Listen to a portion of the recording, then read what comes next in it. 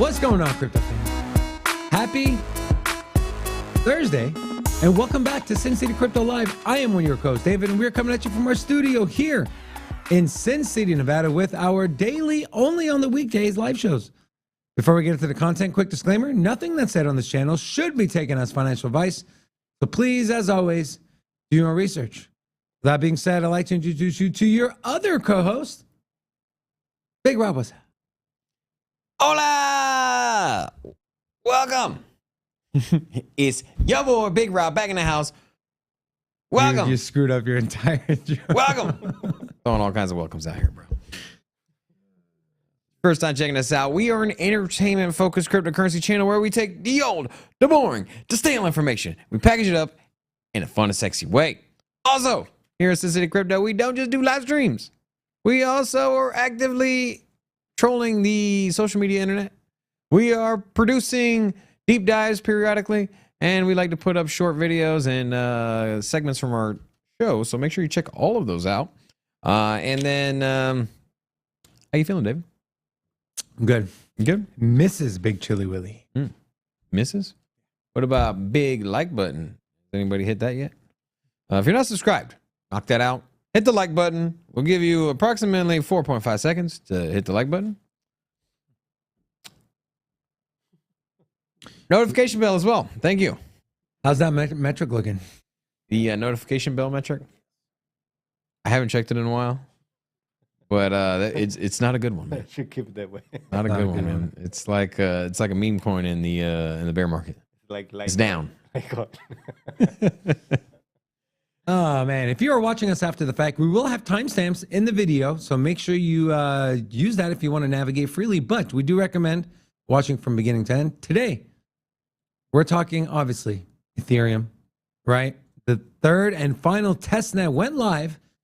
And there's rumors the merge might happen sooner than we think it might. We'll talk about that. Also, Blackrock doubling down on Bitcoin. Polygon Metrics surpassing 37,000 dApps.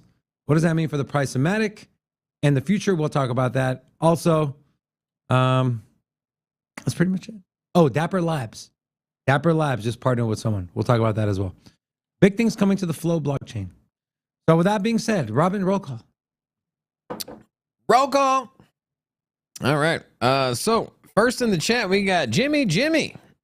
Hola! Round of applause for my boy Jimmy. And then we got Marky Mark, we got Shizzy, Mervin, Jason, Blake, Crypto Yogurt, Broke Yoshi, Crypto Fanatic, we got R.A. Daniel, Henry, and then Nordy, Lala, and Broke Yoshi, Big Chili Willy, we got Tox, we got PK, Robert Salazar, Fino, Terry, AZ, Chris, Stereo 2s on the ones and twos, K Factor. And I think that's it. Did I miss anybody? Tox? Did I say Tox? Yeah. Anyways, there you go. Okay, cool.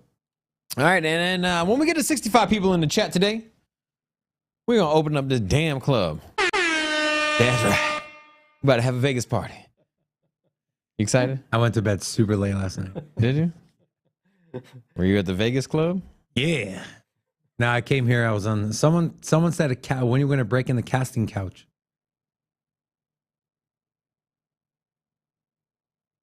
Crickets. All right, man. I'm. You know when you're like really tired, but then you have all this energy because you're like kind of delirious and you're excited. Does that ever happen to you? I actually live in that moment. Like that's my go juice. Well, here it is today. So just take what I say with a grain of salt. I will Maybe say that Bitcoin's over 24,000. And you know what that means? I sold some Bitcoin's over 21. The bull market's back, baby.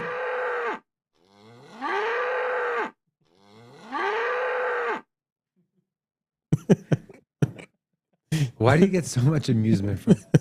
I don't get it. He likes it. I can find something for you too. What you like? What you like? Nothing. I'm not corny like this. Get him some yogurt and Doritos. Give the yogurt. You know, I sold some Bitcoin yesterday.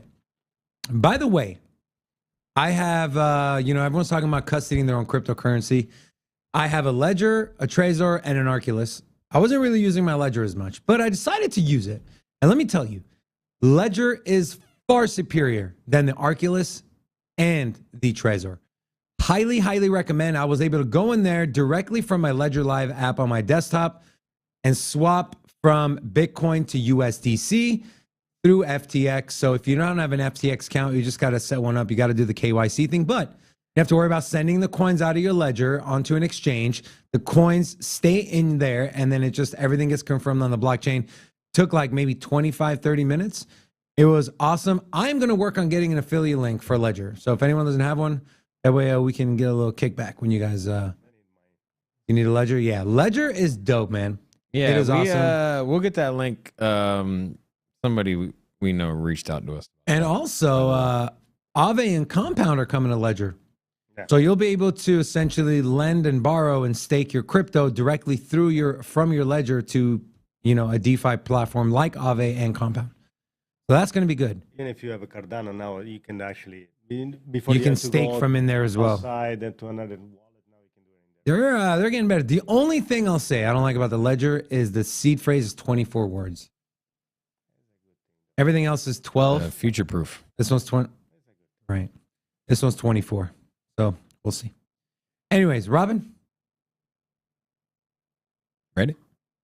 All right, let's get into it. We got Bitcoin, $24,369.69. Like that? I love it. I love it. Just saying. It ain't me, it's the numbers.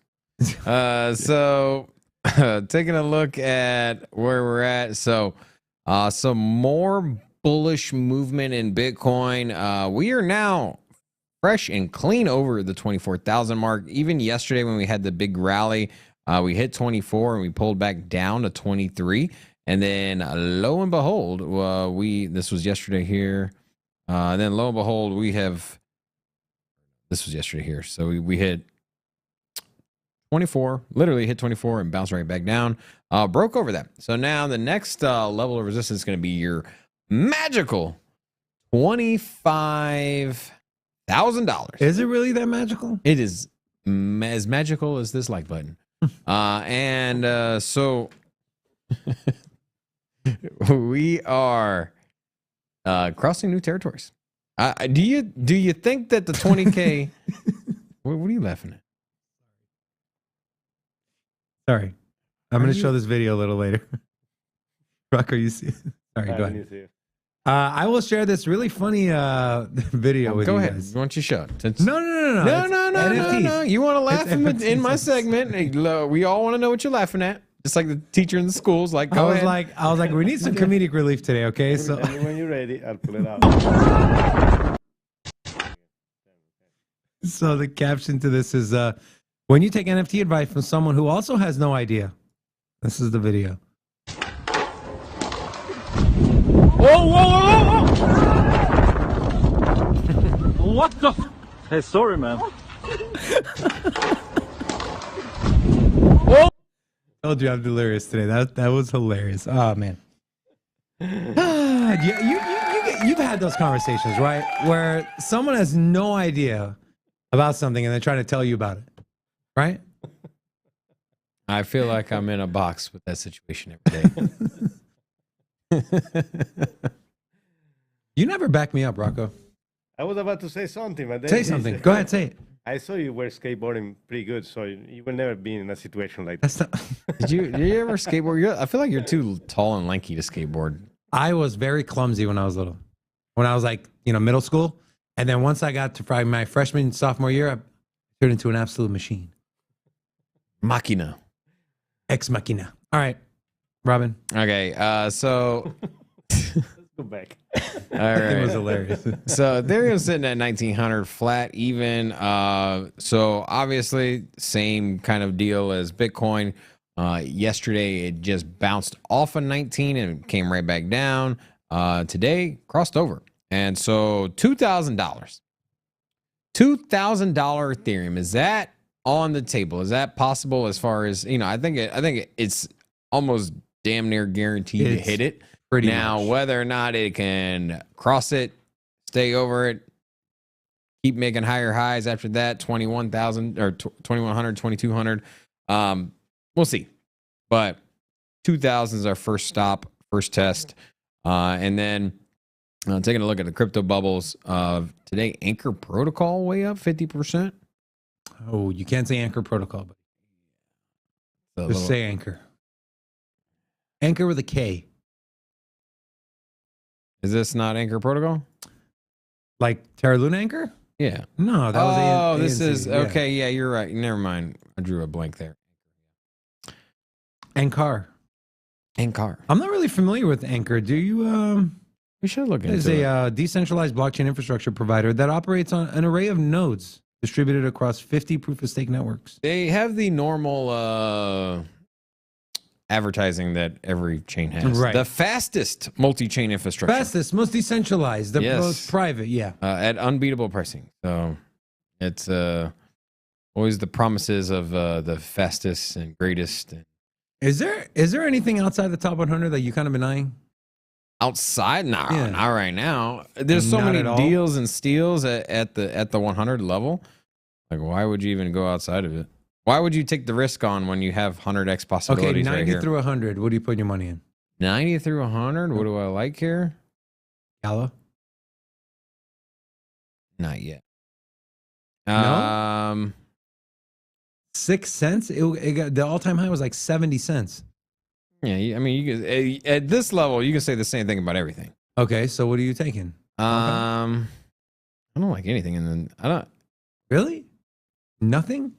Not even compound? $64? That got up to Maybe $700. the Hollow. They've been around for a while. Hollow's been around since like 2015, I think it is. Hollow. What does Hollow do? Oh, no, they came out 2018. Oh, they came out in the bear market.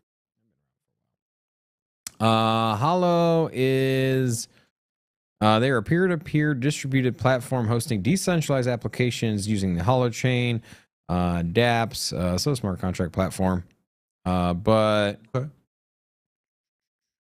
I don't know, man. I don't know how you look at a, $64 compound or a 6-cent Gala and not pick one of those. compounds probably would be my go-to. Compound's solid, man. Yeah, I'd probably go compound. If I had to pick something here, I'd go compound, Raven coin. And compound got up to $900. Probably compound and Raven coin.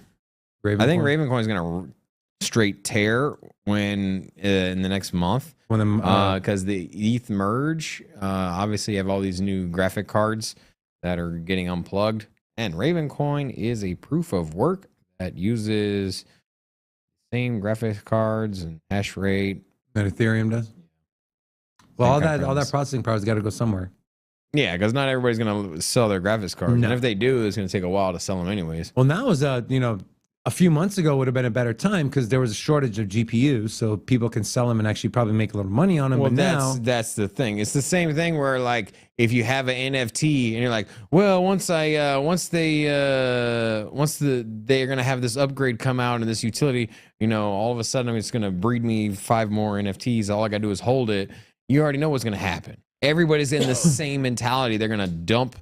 They're all waiting, just like you are, and so you got to get ahead of that. And the same thing with any market. So if you're sitting here holding, 100 graphics cards, and you're like, well, once the ETH merge comes by, then I can sell them. Like, well, there's probably 100,000 people Right. doing the exact same thing, Right. and so good luck getting a competitive rate there. But I'm not going to. I don't yes, think the thing is if you pay for it already, you're just gonna keep buying something else. Right. If you pay for it. yeah. But I was just saying, he was saying, well, you could sell it, but yeah, no, a miner's a miner. Once it's paid for, he's not going to sell it. Yeah, he's going to just go mine something else, which brings more volume to a project, which you have more tokens, and then the miners are going to be holding some of the tokens or hodling some of the tokens. You're not going to automatically sell whatever you know what I mean? So at some point, more miners, the better, basically. Jimmy said he's got 20 GPUs and he sold 5 in less than 24 hours last weekend. Yeah. Oh, I mean, there's still a market for them. It's just not. It's not as overpriced as it was. Now you're starting to see the GPUs are getting close, if not the same as the market the suggested market retail price. And so, and then on top of it, the manufacturers were increasing the price. So like if you used to be able to go buy a graphics card, say it was about 6 months ago, you want to go buy a graphics card, it would be say a 3080 or 39. Anyways, you'd get an expensive graphics card, and instead of it being around $1,200 like it's supposed to be, from the manufacturer, it was like $1,800 or $2,000, and that's not even including markup. Yeah, and then that's just from the people that make it. Right. And then now you're seeing, I go on like Newegg and Best Buy, you're seeing list price $1,800, on sale $1,299. This is all still from the same place. So the same way that you got your sticker price that is elevated on cars, where you go to the dealership and it says $30,000 for the car or $40,000. Before the market was super hot, you could be like, well, that's the sticker price, but we'll sell it to you for 32, right? Same thing with GPUs.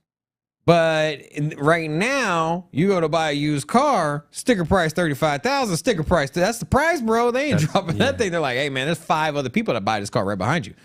So and so that's where we're at right now. It's good old supply and demand. Yeah. So the manufacturers have decreased the price, and prices are pretty reflective of what they are in the market right now. Crypto Fear and Greed Index 41, a lot more bullish sentiment.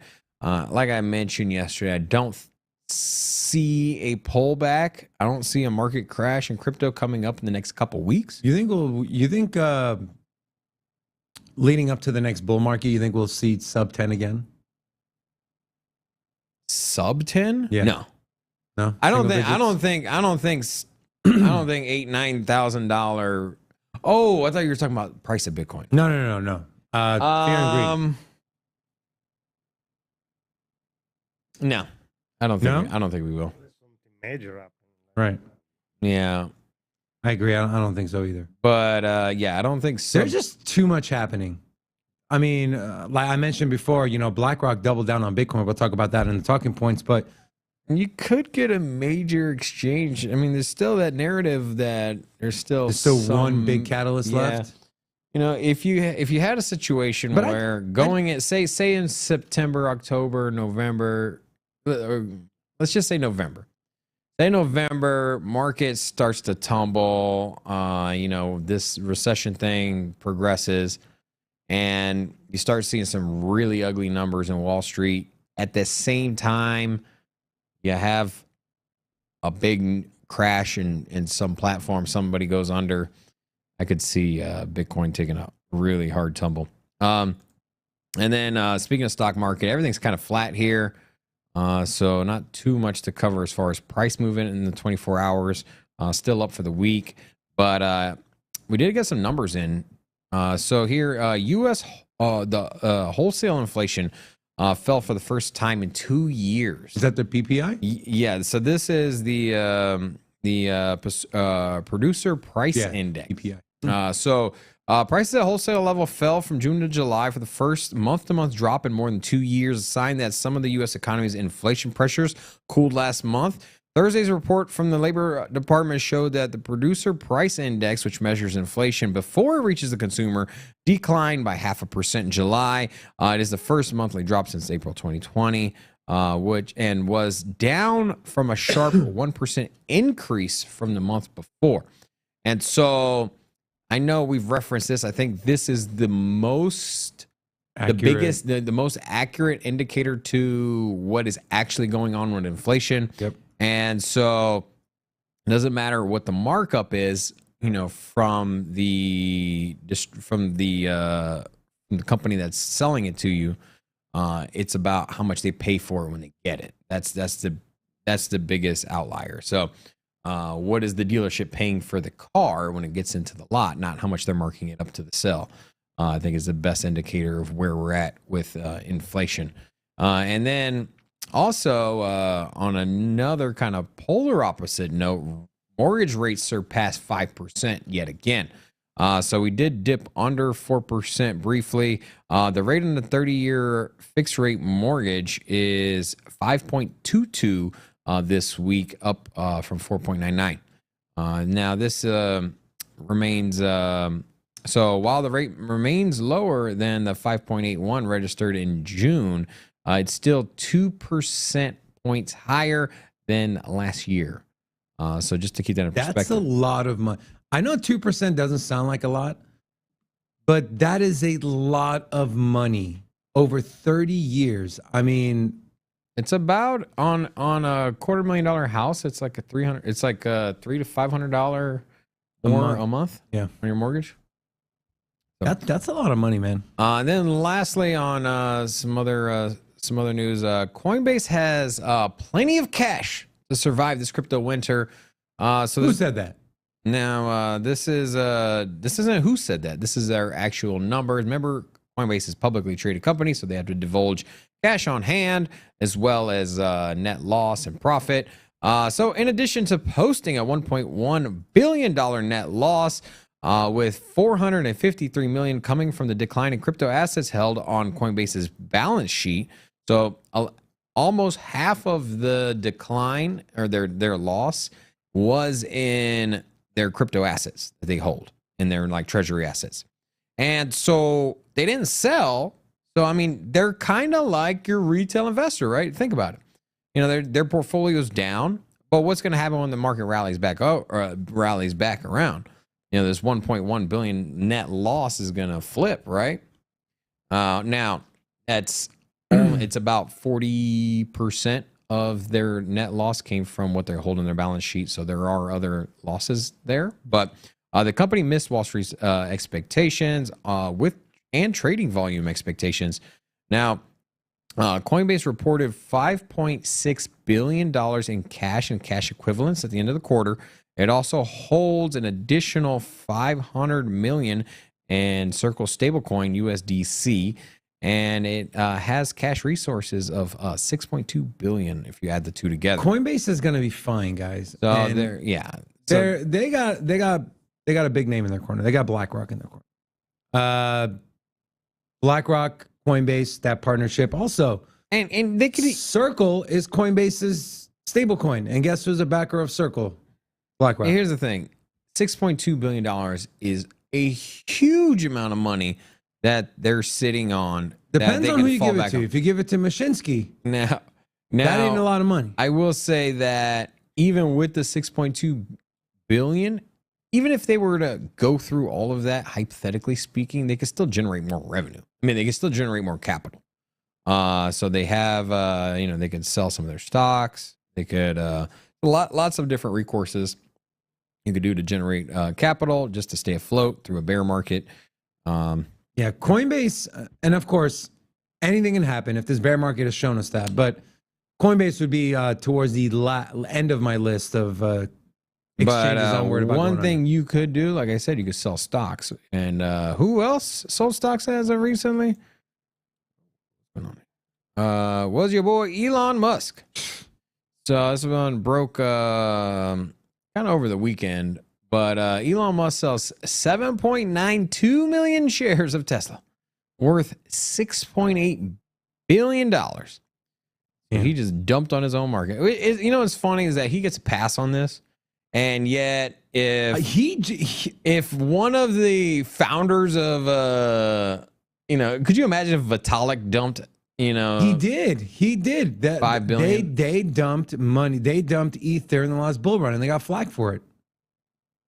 That's what I'm saying, man. It's like it's no biggie for these CEOs like to do it. The media and social media, they just have this weird relationship with Elon. He just gets a pass on almost everything. I don't understand. Like when it came out that he had an affair and had a kid with his mistress. Nothing. But you can't be judging people's business pedigree with their personal lives. I mean, I think we all have our own. The media does. That's what they do. I'm just saying it's. Oh, the media threw that out, man. I mean, the dude was drinking Mai Tais on a yacht with no shirt on, bro. That's like broke the internet. So, I mean, the media does not shy away from putting this man on blast. But I don't think you should. I think you should take that with a grain of salt. I mean, it could show character of a person. Yeah. I'm done with the laptop. It could show the. It could show overall in character and morals and things of that nature. But at the end of the day, I mean, I think like we all indulge and have our own little vices or whatever it is. And we have our own lifestyles. And I don't think you should put too much weight on what somebody does outside of the business on how they run a business. Yeah. I mean, Steve Jobs, you could say he was one of the biggest pioneers, one of the best CEOs, one of the best founders, one of the most progressive thinking people. That dude was a piece of crap in his personal life. Steve Jobs? Hell yeah. Why would he do? What he was extremely rude, especially to the fan band, bro. He was rude? Yeah, he tried to deny his own daughter, like throughout the whole time, DNA test and everything. Like he just child tried support's expensive. Kidding. I don't condone that kind of behavior. I'm just saying, man. Like, I don't know. Whatever. Robin, That's all I got. has Florida Cracker been here before? Yeah, Florida Cracker was here the other day. I think Florida Cracker. If not, hola! Welcome back. All right. Yep. Let's go over some metrics and charts. Rocco. Today's theme is obviously Ethereum with the girly testnet going live. So we're going to look at some Ethereum metrics. Rocco, pull up my laptop. Here I have 4 different lines. Red line, ETH balances of more than 1. Green, more than 10. Yellow, more than 100. And blue, more than 1,000. You can see for the 1 and 10, we are at all-time highs. For the 101K, we are not at all-time highs, but everything's trending to the upside. People are FOMOing into Ethereum. Institutions, I believe, are starting to FOMO into Ethereum. The merge is coming. There's even news, guys, there's even news the merge might happen sooner than they said. What? Wake me up. Are we dreaming here, Rocco? We're dreaming. We're dreaming. Yes. Earlier? So you're telling me there's not going to be a delay. On top of that, it's going to be earlier. So people are accruing Ethereum. The question is, are you accruing Ethereum? I've been accruing Ethereum. I know Robin's been accruing Ethereum. Rocco, have you been accruing Ethereum? I'm going to sell it today. I think I've ever heard the word accruing used 5 times. Well, now you have. In one setting. Welcome But to the blockchain. Next one I want to talk about. This is the total value locked for Ethereum and DeFi. We saw a massive, massive dip back in May with the Terra Luna fiasco, another massive dip with the Celsius, and on top of that, the staked ETH depegging. But we are on the up and up. If I zoom here, we've been trending upwards since June 19th. So close to 2 months, we've been trending to the upside. That is good news. I'm telling you guys, once DeFi gets back rolling, TVL goes up, the NFT market comes back, ETH is no longer proof of work. It is now proof of stake. The inflation rate drops to under 1/4%. No miner selling pressure. We're going to see a $10,000 Ethereum before we see a $40,000 Bitcoin. hold on, what? We will see a $10,000 Ethereum before we see a $50,000 Bitcoin. I know I said 40, but I changed Went up. it. Yeah, It's I was zero. like, 40's too low. Inflation 40's is too zero. low. Listen, man. So you think Yep. Hot you take. think Hot that take. That's hot. No. Nothing. you're telling me Yes. that Bitcoin is going to 2x and that Ethereum is going to 6x? 5x. 5.1. It's a 5x, bro. 2,000 to 10,000 is a 5x. It's not even at 2,000 yet. It's pretty much at 2,000. It's at $1,900. It's at $1,899. Telling you, man. Use case, bro. Potato. Look at, with the miner selling pressure, with it being on proof of work, We You- saw you Ethereum get up honestly- to almost $5,000. I'm saying if the NFT marketplace is booming again, if DeFi starts booming again, yes, I think Ethereum can hit 10K over. I mean, look at DeFi start booming again. We're in the middle of a bear market. yeah, it'll start picking up Who again. is going to start using it? Exhibit A, pull up my laptop. Everybody is. I don't know why you think it's so out of the question. Look at the dominance of Bitcoin and Ethereum. Bitcoin has been dropping, ETH has been gaining. Bitcoin dropped to 40%, ETH is at 20%. That's the same dominance that they've had for the last year No, and a half. it's not. ETH was down to 15, Bitcoin was at like 41. ETH started climbing and Bitcoin stayed stagnant. I'm just saying, man, you agree that a flippening is possible, yes? Yes. So why is it out of the question that Ethereum can hit 10,000 before Bitcoin hits 50? Bro. Let me explain to you the mathematics here, okay? And you're a man of charts, so I'm like flabbergasted here, okay? So pull up my laptop, okay? 10K ETH next week. too Okay, early. so Ethereum is at $232,000. So Huh? $232 billion.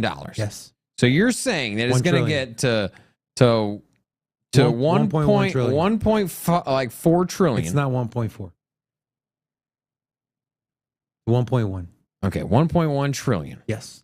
So you think that Ethereum's going to get to 1.1 trillion and Bitcoin's still going to be 900 billion. under 1 trillion? Barely under 1 trillion. I think it's very possible. And I'll even say it's likely. here in the short term, like No. well, I When- mean, it has to be short term if you're thinking by the time that Bitcoin It It's could the be any 50 term. I'm just saying, what'll happen first? 10,000 ETH, $50,000 Bitcoin. I say $10,000 ETH if DeFi NFT come back. The if volume DeFi get- NFT come back, yes. If the NFT we are in a bear market. does he not understand what I'm trying to say?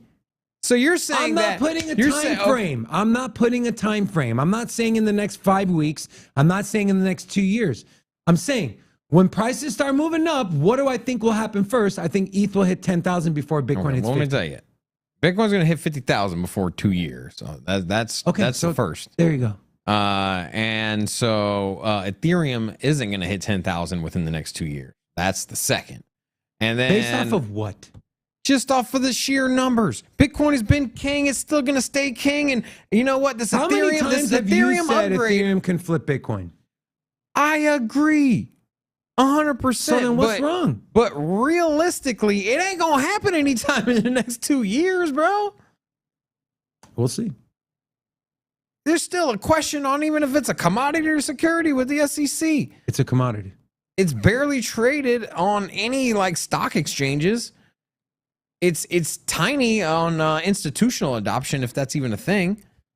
And it's so far behind Bitcoin with popularity that, I mean, you can ask anybody, you know what Bitcoin is? They'll be like, yeah. You go out and start asking strangers, like, you know what Ethereum is? You probably at a 50-50.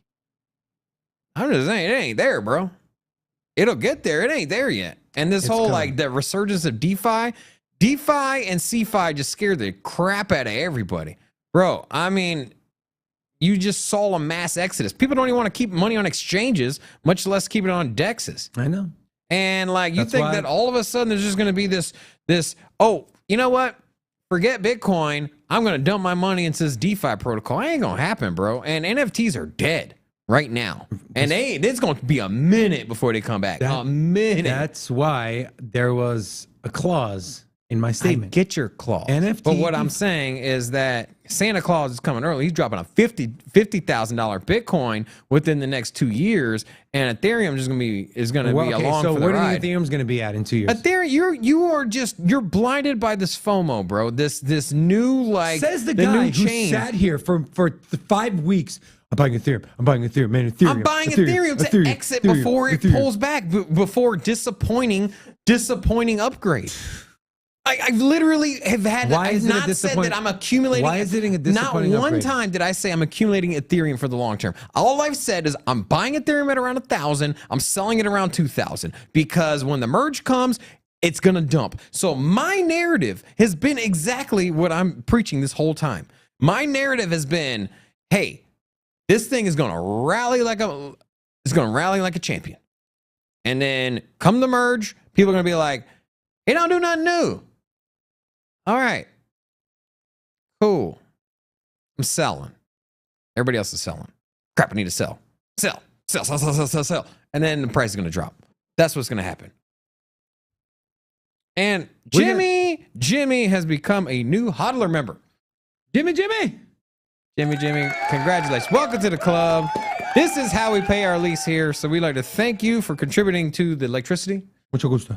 The internet. Which should be up and running. Yeah. So thank you, man. Appreciate it. Let me know what you guys think. Are you with me or with Robin? If you're a member of this channel, go ahead and put my face.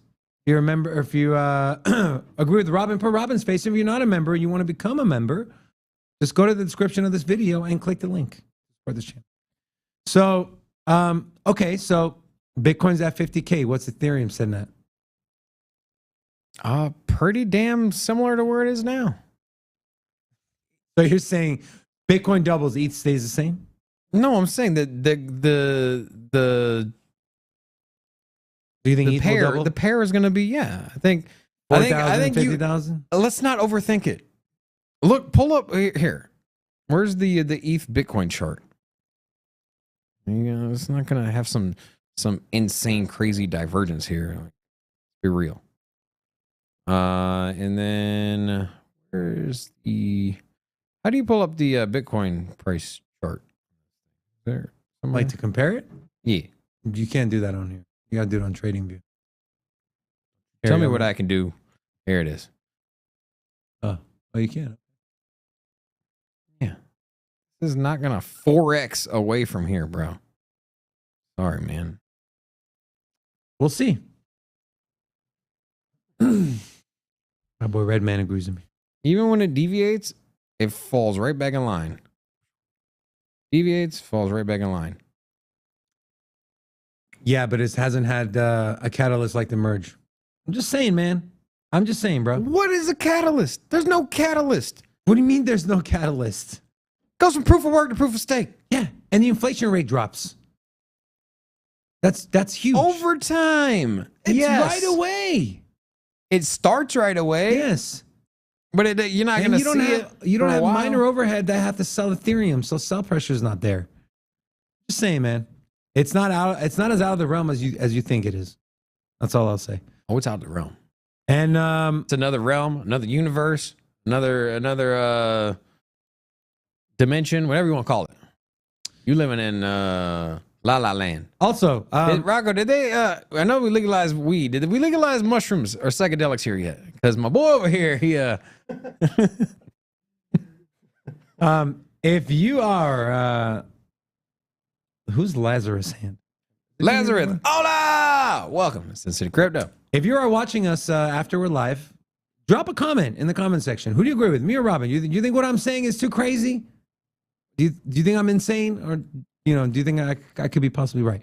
And that, ladies and gentlemen, was our hot take. So now we are moving on to the next segment of our show, which is our talking point.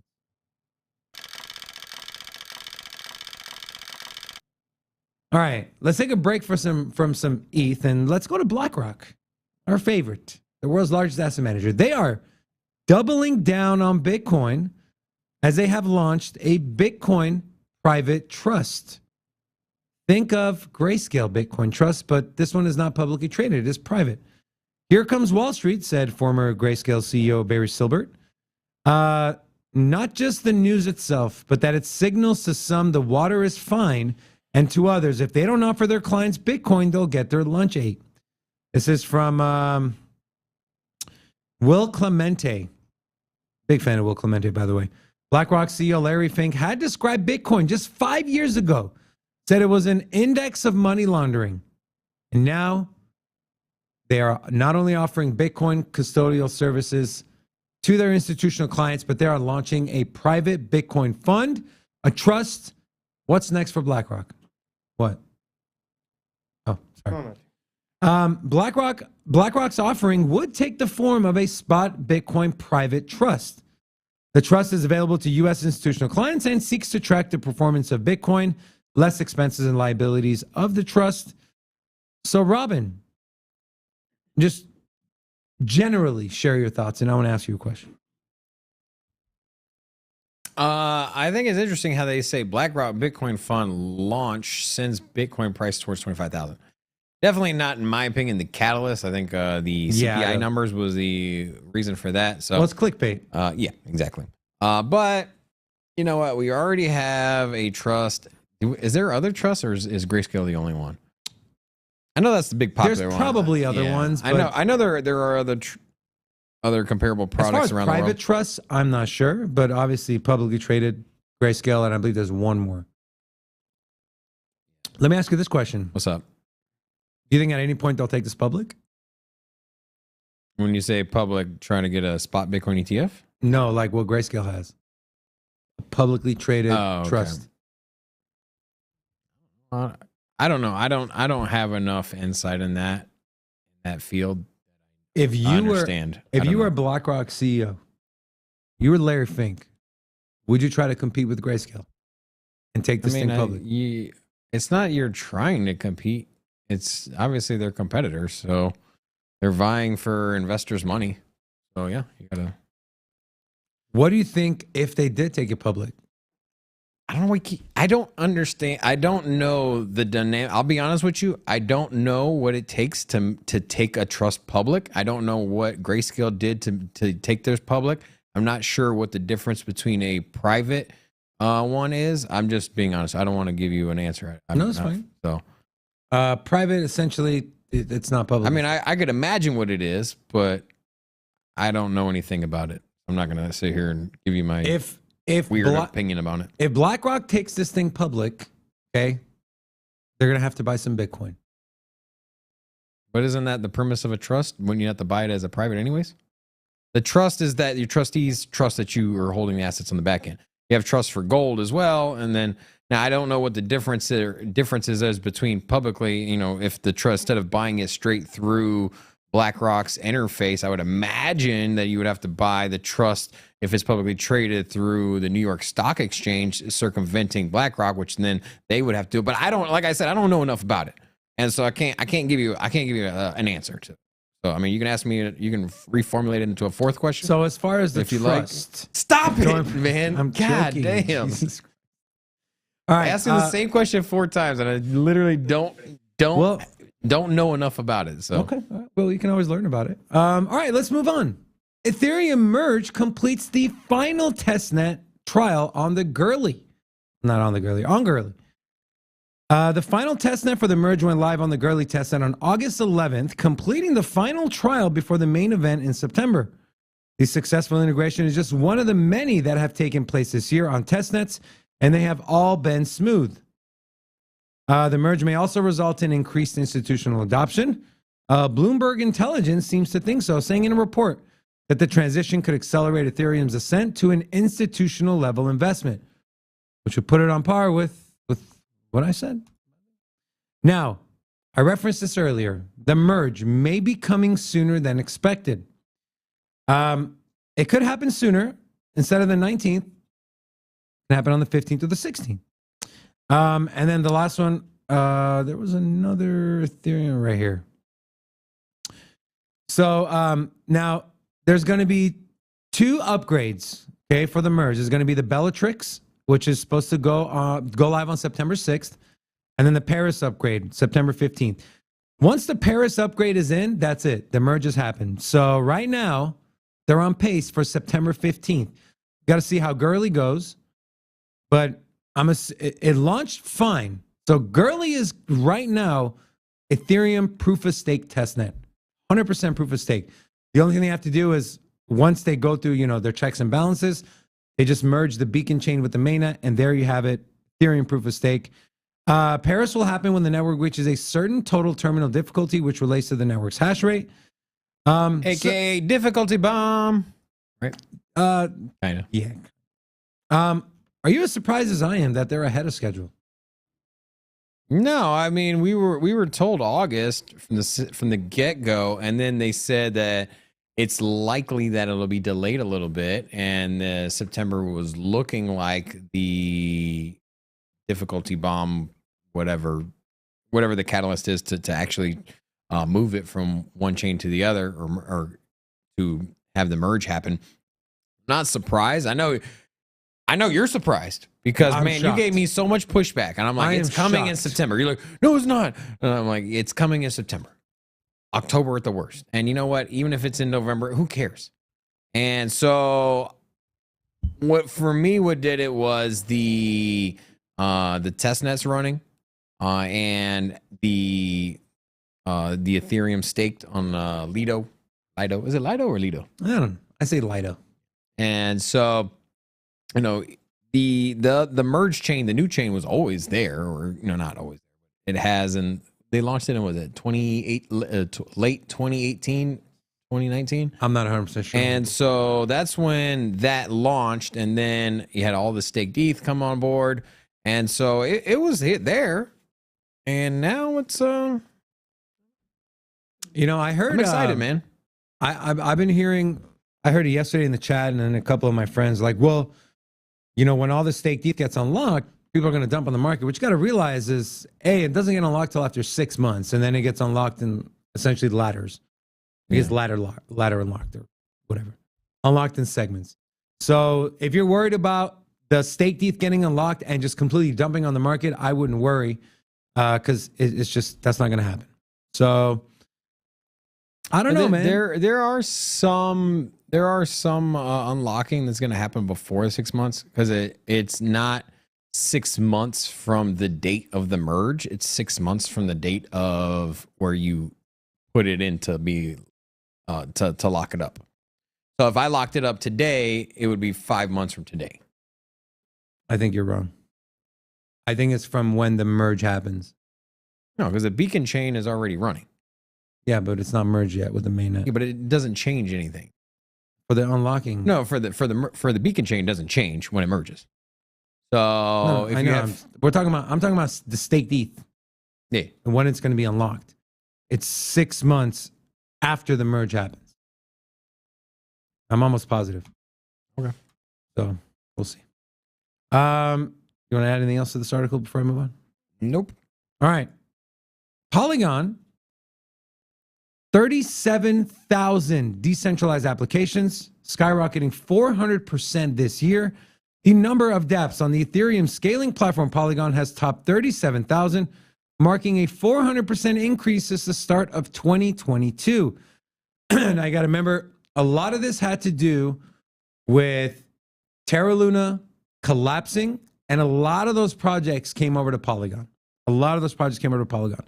The figure represents the cumulative number of applications ever launched on both the testnet and the mainnet.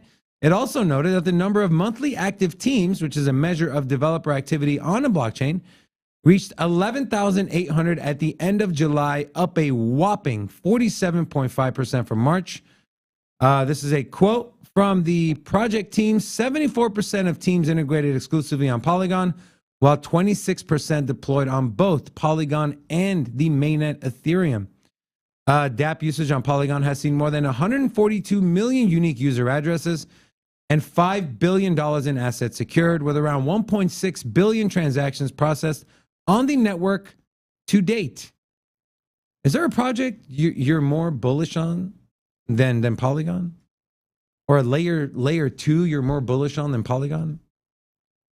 Layer 2. Well, I'm not bullish on any layer 2s as far as my investment portfolio outside of Ethereum. And my most bullish layer 2 for Ethereum is Polygon. So, and I guess that answers your question. I'm stacking Polygon. Let's look at the price action of Polygon. I was going to go over here. On my laptop. Oh, yes.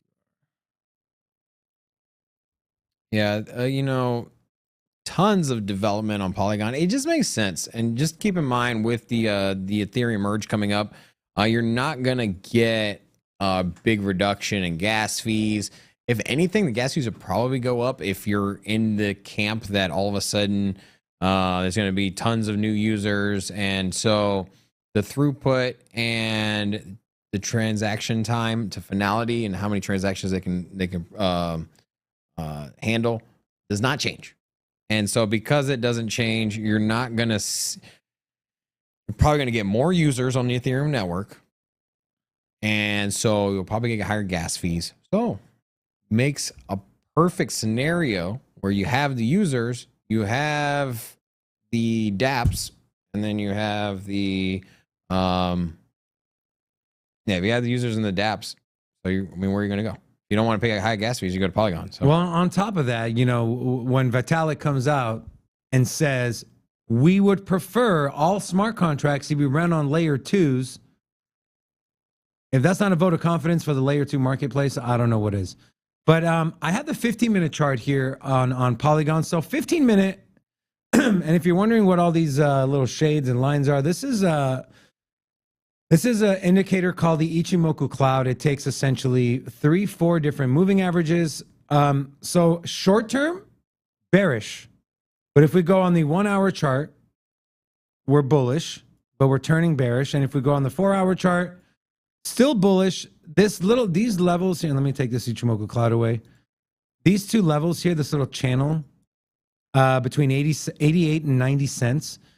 This 90-cent level was big resistance. We came down, created support above it, but every time we touch it, we just go up, 4 or 5 cents, and then we come back down. 4 or 5 cents, come back down.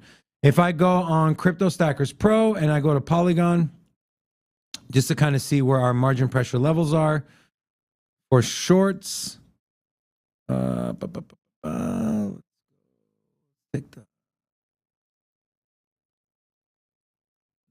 Take this.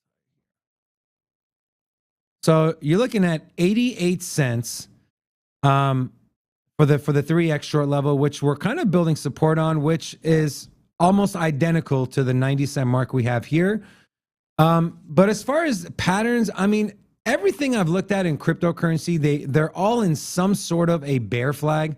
So for me to show you 10 different charts and show you the same exact pattern on every one is kind of useless. So I'm just going to kind of look at price targets. If you're looking to get into Matic, I would wait to buy between 88 cents and 90 cents. And if you're looking to take some profit, it looks like 95 cents. I know it doesn't seem like a lot of money, but 5 cents, and I'm not saying use leverage, but I'm saying if you're a leverage trader and you're comfortable leverage trading, 5 cents times whatever leverage you're using could be a lot of money depending on how much capital you deploy. It's still from 90 cents to 95 cents. It's still a 5-6% gain. So $1,000, $50, $10,000, $500. So those are the kind of levels I'll be looking at. But going kind of back to what they're doing between Polygon and Cardano, the amount of developers that are building on their platform, I mean, 37,000 dApps on Polygon, 37,000. Haven't done any research on what the numbers are for the other ones, but this has to be at least top 5 in the layer 2 space. I don't know. You got anything else to add to this, Robin?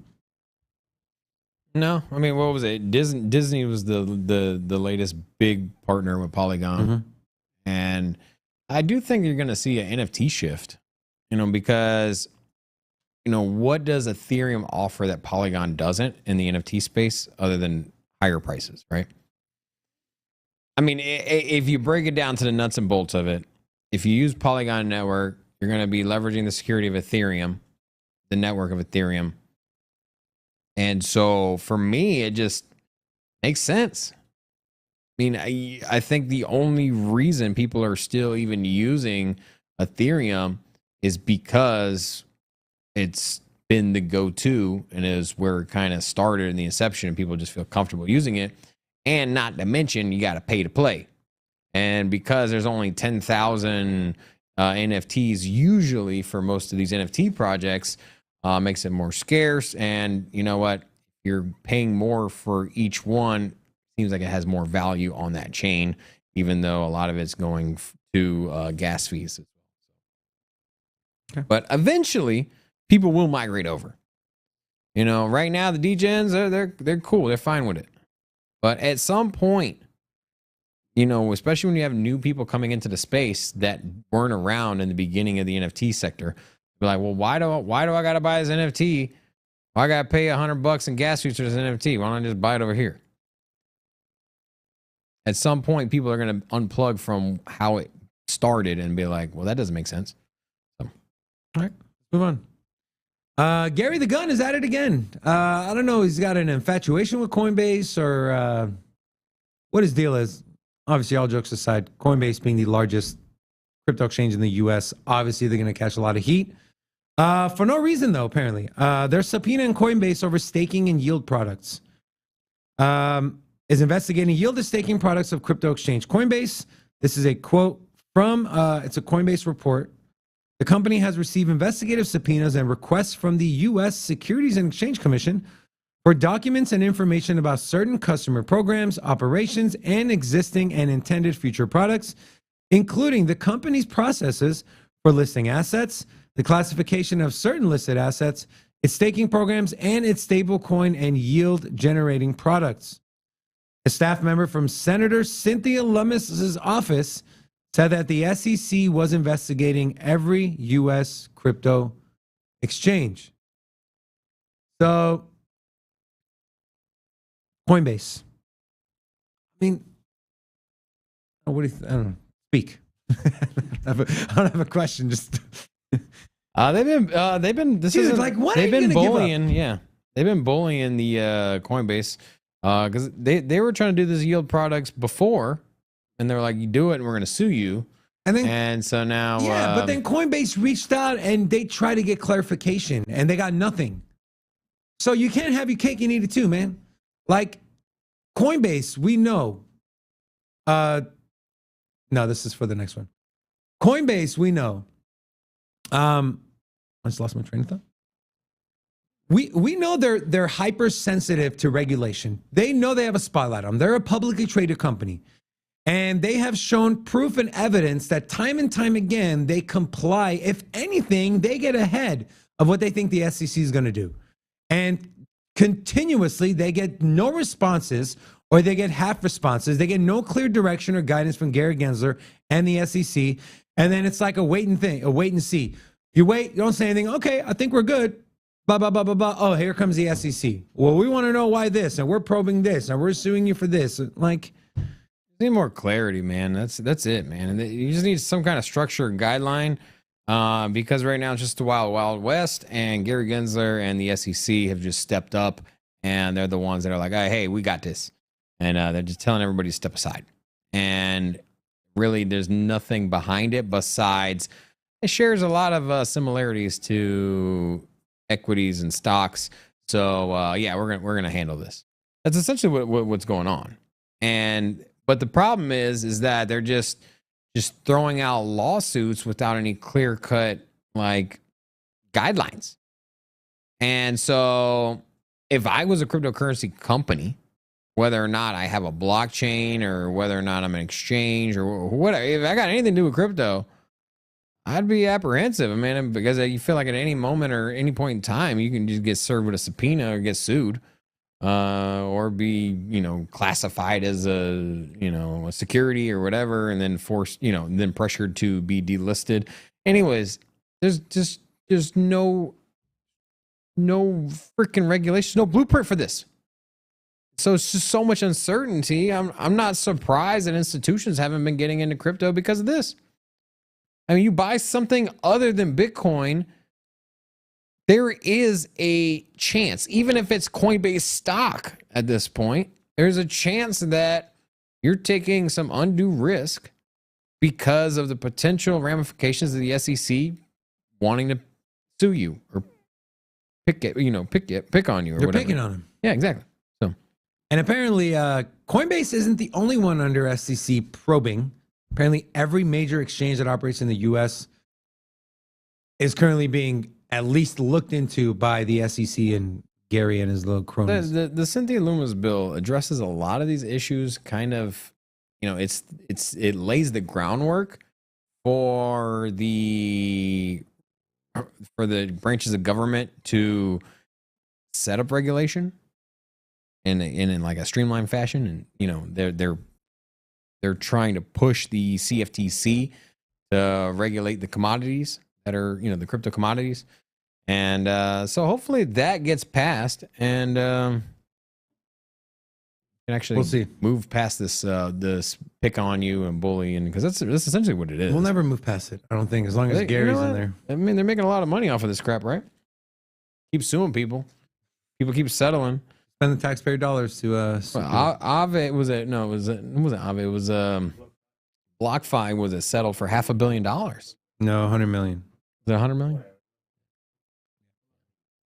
100 million. Lots of millions of dollars, man. Straight to the pockets of the SEC. So All right.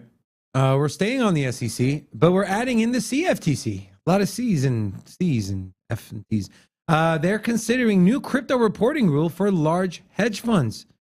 Hedge funds would be required to report cryptocurrency exposure through a confidential filing under a new joint proposal considered by the SEC and the CFTC. The commissions want to learn more about the risks that cryptocurrency poses to the U.S. economy, especially after the market crash of the summer. Gary did have a quote about this. Okay? And let's go ahead and pull up the quote. I am pleased to support the proposal because if adopted, I think it would improve the quality of information we receive from all PF filers, with particular focus on the large hedge fund advisors.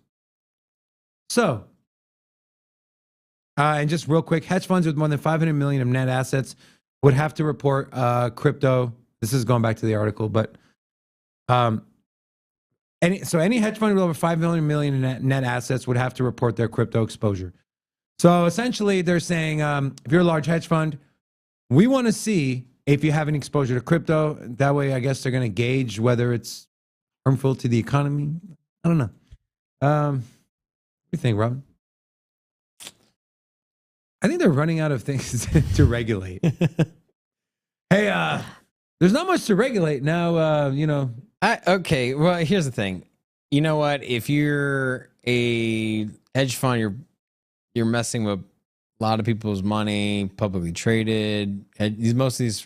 Almost all of these hedge funds are publicly traded, and so you got to be transparent anyways with your business activities, your profit and loss, your assets. So, kind of makes sense. I don't think that's far-reaching as compared to what else is going on with the crypto world. But I think they're using this as ammunition to go after other people, because if BlackRock is offering crypto services for somebody else, or offering a crypto product, and then, you know, you could, all I'm saying is that you're getting more eyeballs on crypto.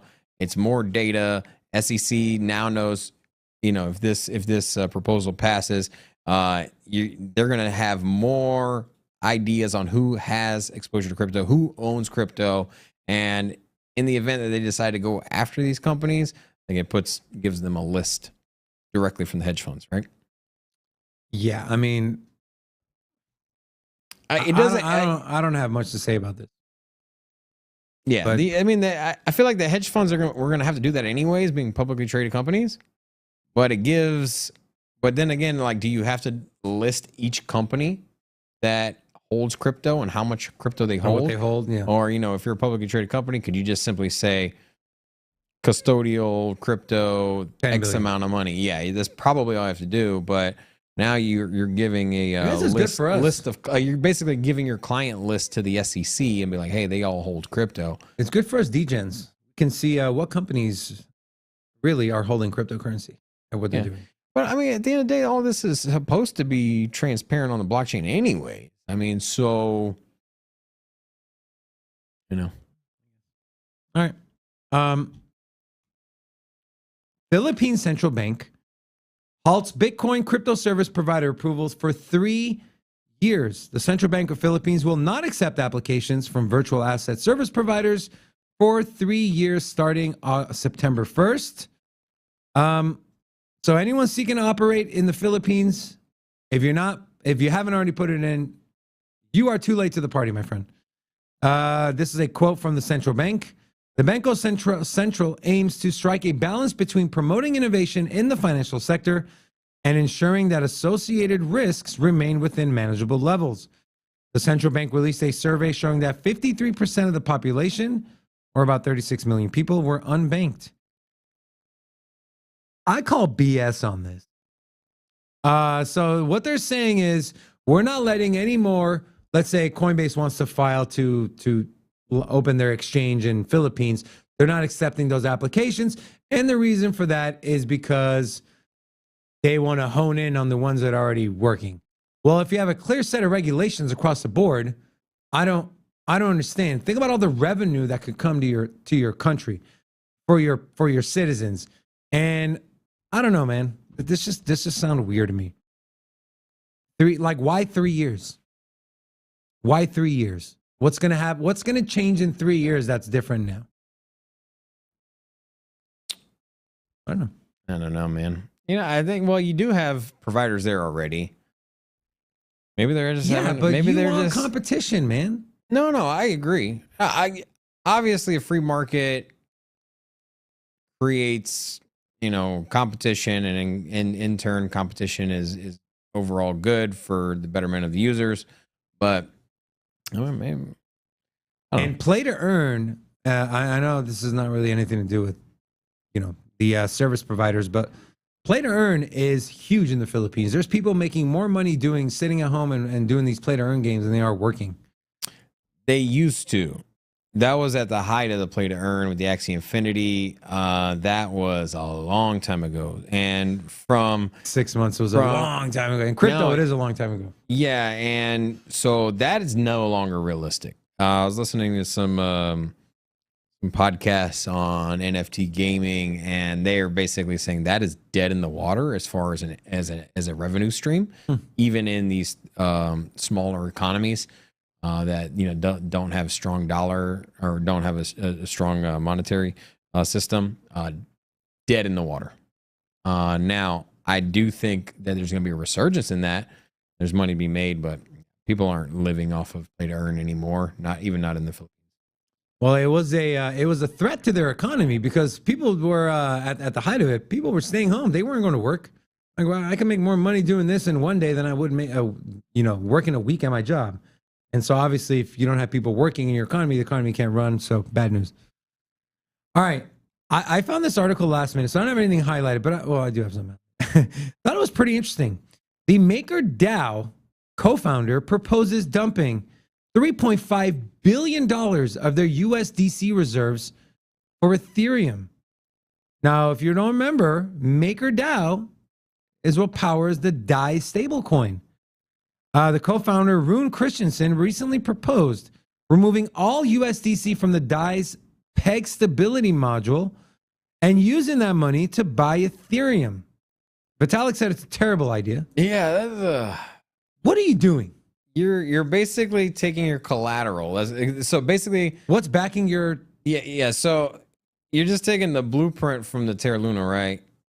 It's literally what it is, but you're pegging it. You're pegging it to ETH, saying that it's more upside to it. But why? Yeah. Why? Even though I'm the biggest ETH bull, you never know. I mean, God forbid, what happens if the merge has something goes wrong? Yeah, exactly. Now, I think highly unlikely, but I mean, don't forget it was only 5-6 years ago? 5-6 years ago, ETH forked because of coding issues. And you're taking undue risk, man. Keep it in USDC, man. That's what it's supposed to be backed by. Like it's a stable coin. It's supposed to be stable. Yeah. And if you back it by unstable assets like cryptocurrency. The thing is like, you're like, oh, hey, we'll back it with ETH, more potential upside, make more money. Is not the right business model. Not for what you're how are you getting greedy in a bear market? Yeah. What are you doing? In MakerDAO. Stupid. All right. We are done with our talking points. We are now moving along. By the way, show might end a little early today. We do have a business meeting to get to right out about 12:15, 12:20. So we end a little early. It's not because we don't love you guys. It's because we have a business meeting. All right. Rocco, NFTs, go.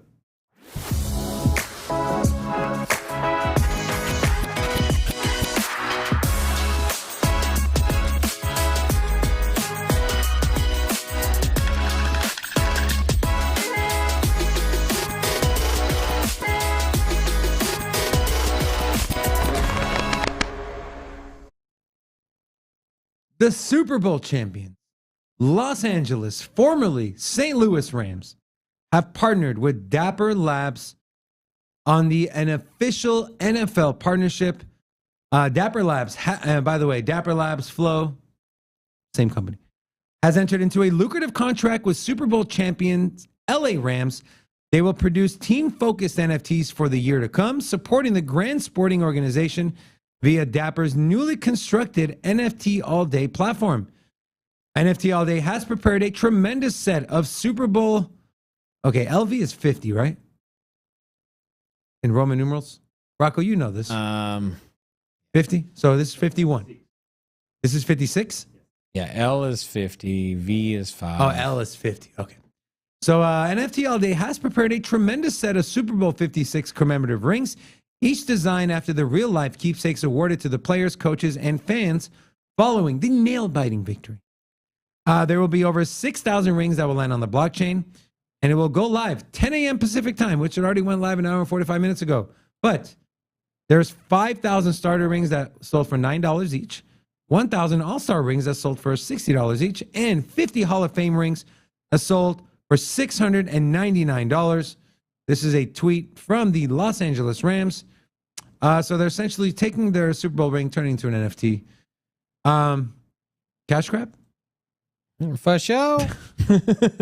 Look, obviously, there's always money motive behind everything you do, right? Okay, but I believe NFTs in sports is so unique because it builds on top of the cohesive community and the eagerness and the loyalty and the excitement of sports fans. And just like something as simple as turning your ticket stub into an NFT and creating a separate communities for each individual game or each individual season. I am such a believer in community. I think communities do amazing things, not just in crypto and blockchain, but outside of it as well. I mean, look what happens when communities come together. It's a great feeling. It's great. And just for sports, I mean, fanatics, right? Fans comes from the word fanatics. People are so passionate. And when you bring in NFTs and you allow little mini communities to be built, I don't see any negative in this. I know he's going to say cash grab. Sure, they're making money. But guess what? They're also building communities on the back end as well. Cash grab. That's it. Now, as long as, okay, if it's a 1-to-1 representation for each ring and it's numbered with the ring, it makes sense. You know what I mean? Basically, you could have it almost as a verification. But there's not 6,000 rings that were made. That's what I'm saying.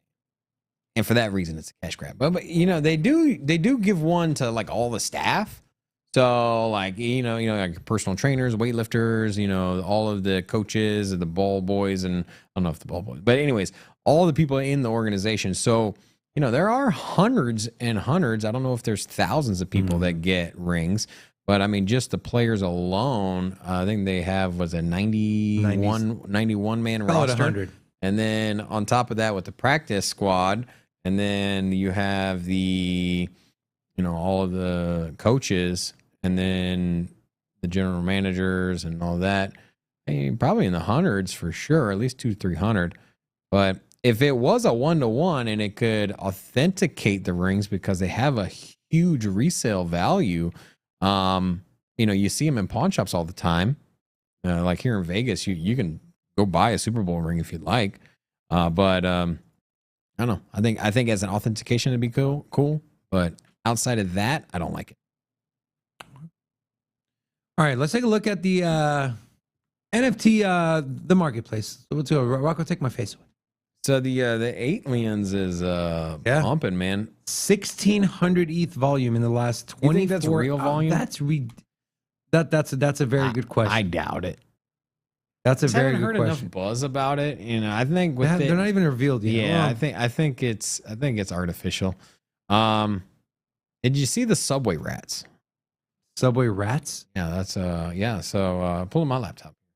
Subway rats. They are only 0.02 ETH.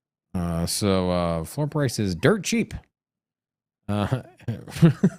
The hell is Are that? you picking up any subway Hell rats? no. Hell no. What about this one with the White House in the background? No? No. No thanks. I'm good. Okay. And then some of the just to look over some of the trending collections. You want to swap back over to Maya Rocco. So you have the Shells Orbs, they're trending. Crapopolis Crap Chickens. Coming to Fox 2023. This one's got I've 20 seen some ads on the internet for this. I don't know where. I remember scrolling through and it was like maybe it wasn't ads, maybe it was my Twitter feed. probably. So yeah. Ooh, Cyclops. So they're out heavily marketing. It looks very similar in artistic style that Family Guy's done in. Mm. You know, was it Peter Griffin is always fighting that chicken. So maybe Yes. that is great, man. That's one of the greatest cutscenes they have in any show. The Family Guy is my favorite show ever. Amazing. You know what my favorite show is? Sin City Crypto. You know, we good viewership today. If it's your first time here with us at Sin City Crypto, before we sign off, please say hello. We'd love to give you a shout out. I don't got anything else on the docket, boys. We got anything else before we get on going here? That's it. That's it. That's Rocco? Roll the outro music. Friends, family, friends of family, and family of friends, we thank you so much for spending your Thursday with Sin City Crypto. On behalf of myself, Robin, and Rocco, make sure you come back tomorrow, 10:30 a.m. We have two special guests. One is for us, the other one, you will find out. Packed show tomorrow. We'll see you then, 10:30 a.m. Vegas time. Peace.